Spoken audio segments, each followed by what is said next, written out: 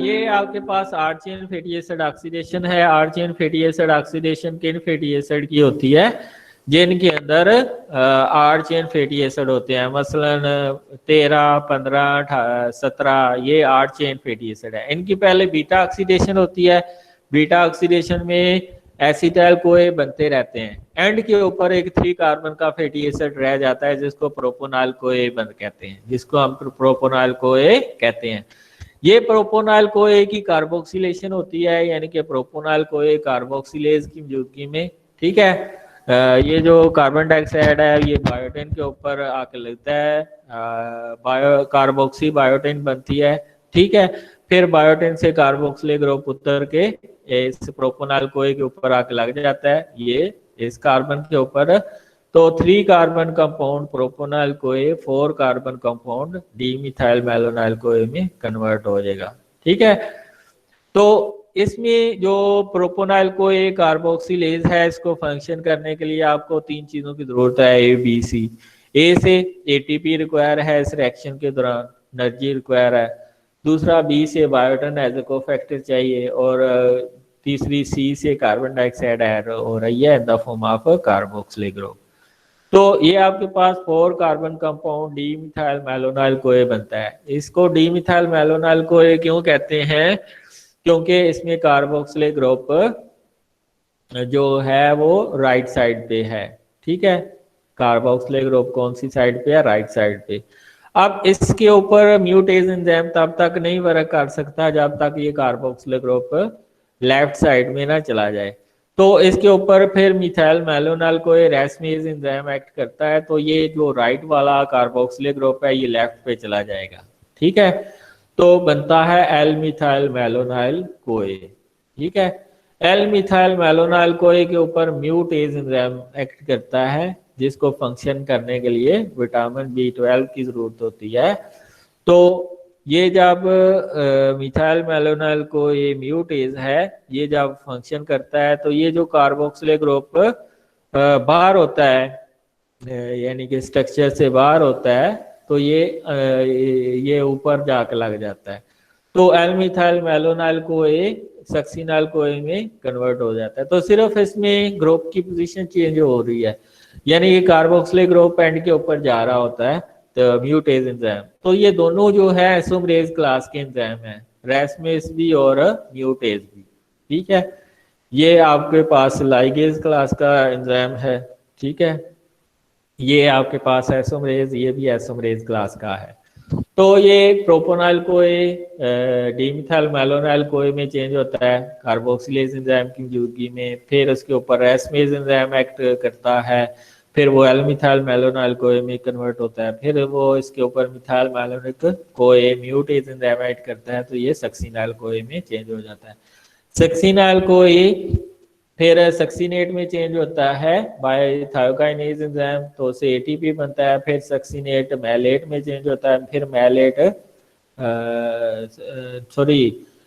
Succinate पहले फ्यूमारेट में change होता है, फ्यूमारेट मैलेट में चेंज होता है, मैलेट ऑक्सालो एसीटेट में चेंज होता है, और ऑक्सालो एसीटेट ग्लूकोज में कन्वर्ट हो सकता है, ऑक्सालो एसीटेट ग्लूकोज में।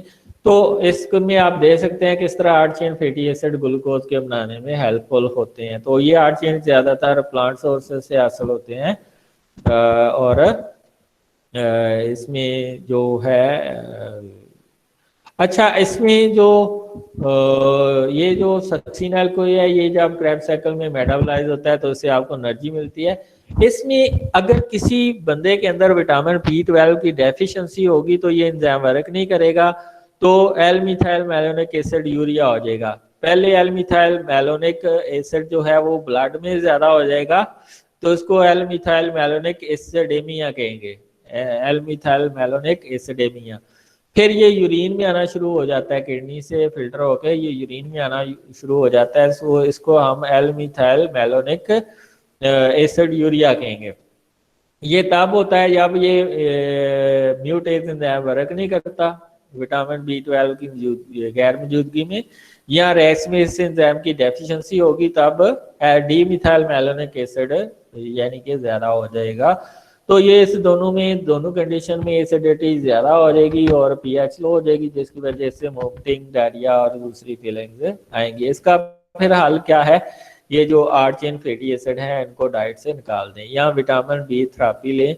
विटामिन डी बी जो है, क्योंकि ये दो वजह से इसकी डेफिशिएंसी हो सकती है। एक तो इंट्रिंसिक फैक्टर प्रोटीन जो आपकी एब्जॉर्प्शन कर रही है स्मॉल इंटेस्टाइन से, वो डिसफंक्शन है, या दूसरा ये एंजाइम डिसफंक्शन है, ये एंजाइम काम नहीं कर रहा। तो इसको फिर अगर इंट्रिंसिक फैक्टर प्रोटीन की डेफिशिएंसी है तो इसमें हम क्या करेंगे, विटामिन B12 का इंजेक्शन देंगे, क्योंकि स्मॉल इंटेस्टाइन से तो एब्जॉर्प्शन होनी नहीं, फिर इंजेक्शन के थ्रू देते हैं ताकि उधर जाके काम करें। ठीक है, तो ये सिम्टम्स हैं अगर ये B12 की डेफिशिएंसी है या रेसमेस एंजाइम की डेफिशिएंसी है। तो इसमें क्या होगा, severe metabolic acidosis, damage the central nervous system, growth retardation और फैटल इन अर्ली लाइफ होता है। ट्रीटमेंट क्या है?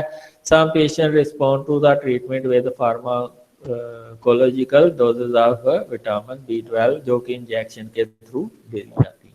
अब आपके मैक्सिमम क्वेश्चन आने चाहिए beta chain oxidation of 8 chain fatty acid. Sir ये कौन सी फूड प्रोडक्ट्स में और चेन फैटी एसिड्स होते हैं, मतलब कौन सी फूड में? तो से बटर वगैरह से ये जो आता है ये उसमें ज्यादा होते हैं 8 चेन फैटी एसिड।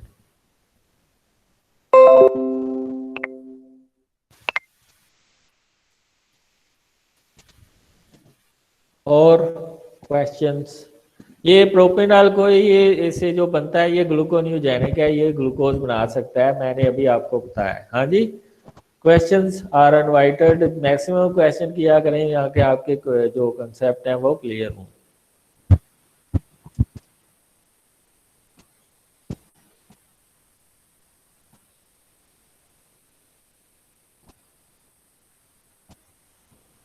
और किसी का कोई क्वेश्चन है? तो नहीं है तो फिर हम आगे चलते हैं अल्फा ऑक्सीडेशन के ऊपर।